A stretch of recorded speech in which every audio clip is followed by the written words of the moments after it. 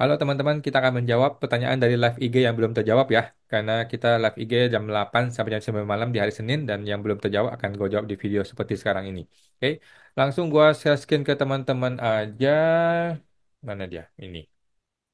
Oke, dari Ibu Yesi 1916, kalau kode KLU 62011 untuk kegiatan pengembangan game, untuk normanya berapa ya kok? Saya lihat web DJP nggak ada, tapi yang mirip 50%. Setuju Bu ya? Jadi nggak perlu yang betul-betul sama, yang mirip aja. Dan 50% menunggu angka yang pas. Oke, semua teman tuh Bu Yesi. 1916. Ada Bapak Bapak Aminah Sylvia, Ibu ya. Kok mau tanya soal pembuatan e-billing PPh lima pribadi? Januari 2025, apakah masih bisa pakai e-billing atau harus lewat Cortex? Jawabannya lewat Cortex ya. Lewat Cortex bukan lewat PPH, bukan lewat e-billing lagi JDP online ya, tetapi lewat Cortex. Semua teman tuh Bu Sylvia. Pokoknya semua urusan 2025 pakai Cortex. Aminah Sylvia, Ibu ya.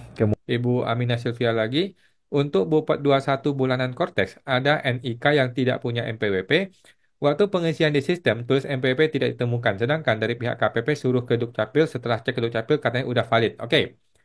Memang sesampah itu konteks ya Bu ya. Memang sesampah itulah konteks. Jadi gini, si karyawan tersebut itu harus terdaftar sebagai akun Cortex. Dia harus punya akun Cortex. Walaupun dia tidak punya NPWP nggak apa-apa, tapi dia masih daftar sebagai akun Cortex supaya dia bisa nge-link, supaya bisa nyambung. Itu cara pertama ya. Jadi Ibu tinggal bikinin aja akun Cortex buat dia. Dia tinggal milih di Cortex nih ya, pilih daftar di sini, kemudian pilih nomor, pilih dia mesti pilih registrasi saja ya, perorangan, kemudian dia pilih registrasi saja, jangan pilih yang sudah punya MPP atau mau bikin MPP baru ya, tidak usah, hanya registrasi saja. Nah, dengan dia registrasi dengan nicknya dia, maka orang ini menjadi punya akun Cortex walaupun tidak punya MPP. Nah, dengan begitu mudah-mudahan dia sudah bisa muncul di akunnya perusahaan, NIK dia sudah bisa muncul sebagai orang gitu ya, dikenali oleh Cortex. Kira-kira begitu, Bu. Memang sesampah itu. Semua teman tuh, Bu. Sylvia. Kemudian Ibu Aminah Sylvia. Kemudian Ibu Ibu Aminah Sylvia, masalah di mana ya kok kira-kira? Apakah sistem masih belum bagus atau gimana? Sistem memang belum bagus, memang belum bagus, memang masih kacau balau ya. Antara Dukcapil, AHU dengan DJP Online dengan Cortex memang kacau balau amburadul ya. Karena Cortex ini punya keinginan yang terlalu banyak dengan nafsu yang segitu tinggi, tetapi kualitas SDM-nya nggak sanggup. Kualitas tim IT nggak sanggup. Ya begitulah hasilnya ya, jadinya sampah. Teman-teman tuh Bu Sylvia. Ibu Veronica, thank you sama-sama. Aminah Sylvia lagi. Ibu Veronica. Ibu Josephine, prosedur minta sertal gimana ya kok? Ibu mau minta sertal untuk urusan 2024 atau 2025? Kalau 2024, Ibu datang ke KPP minta sertal, ada formulir diisi. Kalau 2025 kan masuk ke Cortex. Nah, begitu masuk ke Cortex, Ibu tinggal masuk ke menu portal saya, kemudian menu yang namanya permintaan KO ya, kode otorisasi di situ. Dan gue sudah bikin videonya ada beberapa ya, tinggal ikuti aja video gue yang judulnya DJP Cortex DJP, nomornya nomor berapa gitu deh. Nomor berapa gue lupa. Gue cuma bikin 10 video doang sih. Oke. Selamat bantu Bu Josephine. Ibu Josephine. Kemudian Ibu Lili Scorpio. Ibu Lili Scorpion 68. Semua uang yang dilapor di lampiran 3, lalu uang yang di rekening luar negeri, dimasukin daftar harta juga ya kok. Jawabannya betul ya. Jadi selain lapor sebagai penghasilan, lapor juga sebagai harta. Makasih banyak, sangat mengedukasi. Sama-sama. Thank you Bu Pion Lili. 68. Oke, mohon maaf teman-teman ya yang belum terjawab ya. Ibu Diana Chuang, uang hasil sewa apartemen orang pribadi, apakah kena PPh? Jawabannya kena ya, PPh final 10% atas sewa ya. Dan lapor di SPT isi di lampiran mana.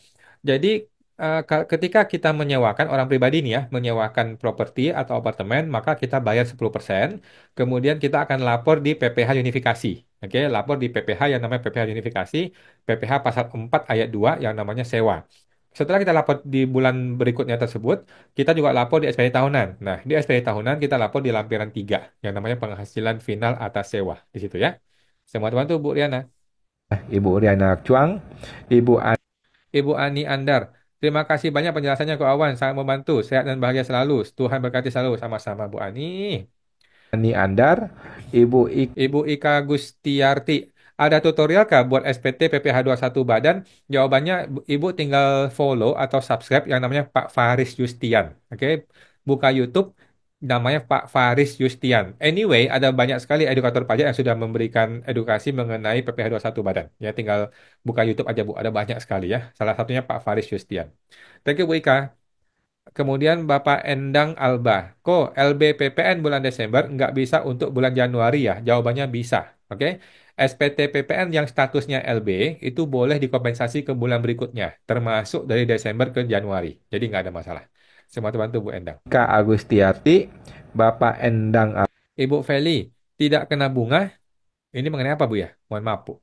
Mengenai apa saya lupa, Bu Feli. Alba, Ibu Felicia Hafika, kemudian Bapak Bapak Fans, kok kalau suami istri MPP gabung di satu perusahaan dan keduanya PIC di perusahaan tersebut, di perusahaannya untuk settle gabung atau masing-masing? Maksud Ibu KO ya, kalau KO itu masing-masing ya Pak Frans. Jadi si istri mesti bikin KO juga kalau dia juga mau melaksanakan tindakan PIC. Caranya adalah si istri harus terdaftar dahulu sebagai Family Tax Unit di MPP suaminya. Kemudian si istri itu membuat MPP, bukan, membuat akun konteks ya. Dia bikin akun konteks dengan cara klik daftar di sini, kemudian pilih menu perorangan, kemudian pilih menu hanya registrasi. Dengan demikian dia akan punya akun konteks dan dia bisa menggunakan hak dia sebagai PIC pelaksana atau PIC direktur di sebuah perusahaan tanpa perlu punya MPWP. Tetapi gua dengar menu ini masih terkunci di Cortex ya. Bisa bisa diklik tapi nggak ada hasilnya. Jadi coba-coba dites saja Pak ya. Teman-teman tuh Pak Franz. Fans VV, Bapak Bapak Bihar Gunawan, untuk konteks faktur pengganti dalam historinya ada faktur awal dan pengganti. Yang bisa ada tombol batal cuma faktur awalnya. Sedangkan pengganti tidak ada tombol batal. Gimana Pak solusinya? Oke. Coba aja Pak batalin. Bapak mau batalin ya? Kalau Bapak mau batalin, coba Bapak batalkan faktur awalnya. Coba dites ya. Kemungkinan dua-duanya langsung batal. Kemungkinan seperti itu. Coba dites ya. Semoga teman tuh Pak Herbi Bayi Gunawan. Heri Gunawan, kemudian Ibu Veronica Munte membuat faktur pajak menggunakan NIK tidak ada MPWP di Cortex bagaimana nggak ada masalah ya. Jadi di Cortex itu ketika bikin faktur pajak, maksud Bapak si pembelinya ya, menjual kepada orang yang tidak punya NPWP, tapi pakai NIK kan? Jawabannya bisa-bisa saja. Kalau NIK-nya error, maka ada dua cara. Pertama adalah suruh dia datang ke Dukcapil, beresin urusan NIK-nya dengan Dukcapil. Yang kedua, suruh dia daftar akun Cortex, si orang pribadi pembeli ini. Akun Cortex sudah terdaftar, maka dia akan muncul di Cortex kita sebagai orang yang dikenali oleh Cortex. Kira-kira seperti itu Pak ya. Dicek aja di lapangan, di teknisnya karena konteks ini masih serba amburadul, masih sedang kacau balau. Oke, semua teman tuh Pak Ibu Veronica. Ibu Reni, malam kawan, malam Bu. Ibu Veronica Munte, Ibu Reni Pradiska, kemudian Ibu Reni, Januari November lapor SPT 21 tapi tidak keluarkan BUPOT. Bagaimana SPT 21 Desember? Oke.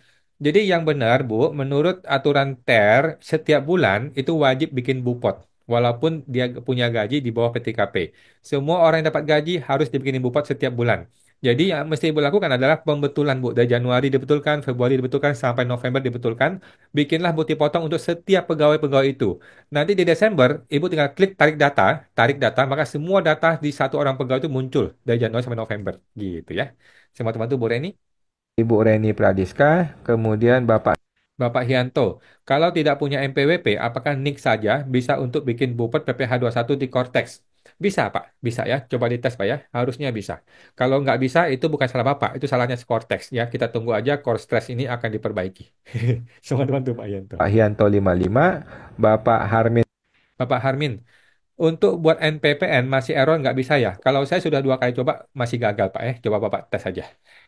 Thank you Pak Harmin. 6, Ibu Ibu Nikozon, Nikozon. Kok orang tua beli rumah 2013, baru AJB 2024 di atas namakan ke anak. Di 2013 sudah masuk SPT Ortu. Kira-kira jika pakai nama anak bermasalah tidak? Nggak apa-apa sih Bu, tinggal dibilang hibah aja ya. Apakah ortu perlu bikin surat pernyataan tentang kepemilikan harta tersebut? Bikin hibah aja Bu ya, bikin surat hibah bahwa uangnya atau rumahnya itu adalah dihibahkan kepada si anak. Gitu sih, nggak apa-apa sih. Semua teman tuh Bu Niko. Ibu Nikozon, oke, kemudian Ibu Ibu Ichi Bobon mau tanya karyawan resign Maret tapi belum buat A1 dan ada LB. Apakah bisa dikompensasikan ke Desember? Jawabannya bisa, tetapi pembetulan Bu ya. Pembetulan masa Maret dibikin A1-nya, kemudian muncul LB, LB kompensasi ke masa Desember, sedangkan LB potong itu harus dikembalikan ke si karyawan tersebut ya. Bikin A1 boleh gabung dengan karyawan lain yang full setahun? Jawabannya boleh ya. Semua-teman tuh Bu Ici Bobon. Ichi Bobon. Kemudian Ibu Mejin, kalau PPh satu A1 direkturnya LB, gimana lapor PPh satu tahunan direktur?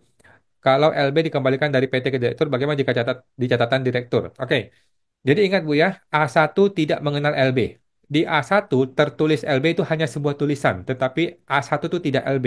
A1 itu tetaplah A1 yang normal seperti biasa, dipotongnya full gitu ya. Jadi tidak ada LB di A1. Wah, cuekin aja tulisan LB tersebut. Nah, di si si pegawai itu dia lapor A1 seperti biasa sama seperti tahun-tahun sebelumnya. Cuekin tulisan-tulisan LB itu karena A1 itu tidak LB. Itu hanya tulisan yang salah oleh Cortex ya. Semua teman tuh Bu Mejin. Ibu Miejin. Kemudian Ibu Vika Sarah Hutaraut. Mengenai sanksi itu kok, maksudnya ada toleransi kalau telat lapor gitu nggak apa-apa ya. Ini mengenai apa nih Bu? Apakah sanksi yang 3 bulan diampuni ini? Bukan 3 bulan diampuni ya. Eh, jadi DJP sudah bikin bikin press release bahwa sanksi akan dihapuskan atau tidak ada sanksi ketika Cortex masih error. Ya udah, ketika Cortex masih error, kalau kita telat lapor, telat bayar, ya kita akan diampuni atau tidak ada sanksi. Cuman tidak ada aturannya. Ya tidak ada dasar aturannya. Ngomong doang tuh DJP. Thank you Bu Vika. Ibu Vika Sarah Hutauruk. Ibu Oimelan Wijaya, jika punya perusahaan PKP, tapi customer yang beli barang tidak punya MPWP, nggak ada masalah ya.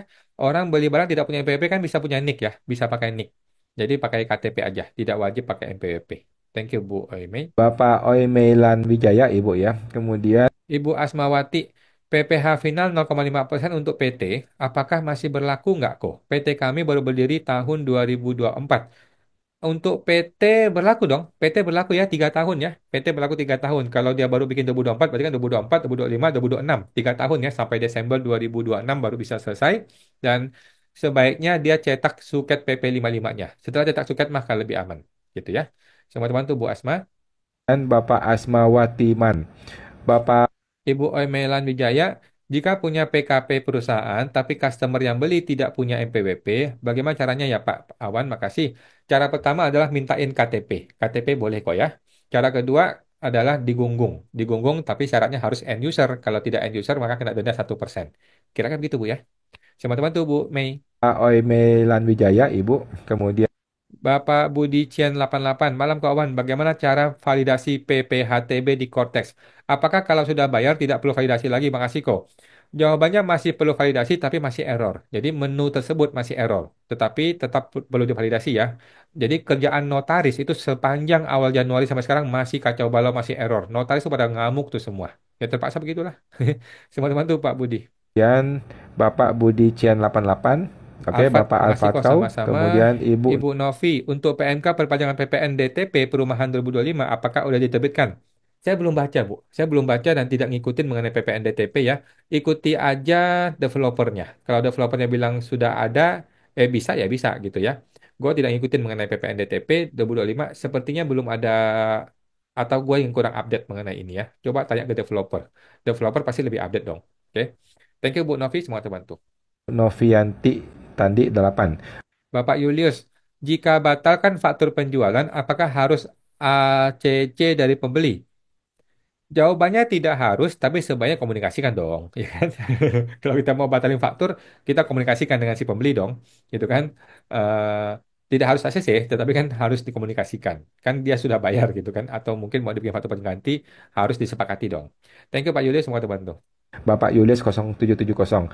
Oke, teman-teman, Bapak Ibu, mohon maaf ya belum terjawab ya. Kita akan jawab lagi di video YouTube ya. Silakan subscribe YouTube kita Eh, di Pajak Smart. Oke, teman-teman, sampai jumpa lagi di Senin depan jam 8. Oke, teman-teman ya sudah selesai semua. Jadi seperti itu teman-teman, kita live Instagram setiap hari Senin jam 8 malam. Sampai jumpa, semoga terbantu.